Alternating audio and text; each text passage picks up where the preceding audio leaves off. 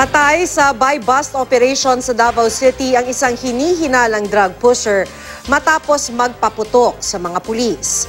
Arestado rin sa operasyon ang 2 tulak umano ng droga kasama ang pinsan ng napatay na suspect.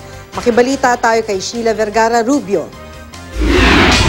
Sa gitna ng isang buy-bust operation sa Davao City, namatay ang isang pinaniniwalaang drug pusher matapos umanong makipagbarilan sa matauhan ng San Pedro Police. Kinilala ang suspect na si RVJ Abi-Abi, 21 taong gulang. Ayon sa pulisya, nang iaabot na ng pulis na nagkunwaring buyer ang pera kay Abi-Abi, dali-dali raw na bumunot ang baril ang suspect at nagpaputok.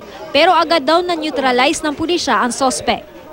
Matagal na raw na minomonitor ng pulisya ang iligal na negosyo ng suspect, kaya nagsagawa na sila ng buy-bust operation. May record na rin umano ang suspect nung minor de edad pa ito.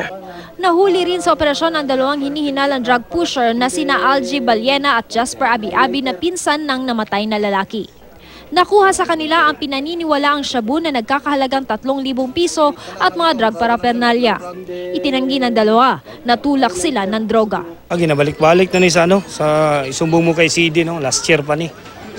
Nagapadala-dalag baril diri tapos mao po ni siya dako nga supplier diri kanang nagapamaligya og shabu. Tulog mi ma'am. Tapos? Ngala mi ma'am. Naging na siya armas dala? Oo, balo ma'am. Gagamit mo ma'am. Tutag sala ma'am. Dugay na? Bagurog ma'am. Sheila Vergara Rubio, Nagbabalita, Pilipinas.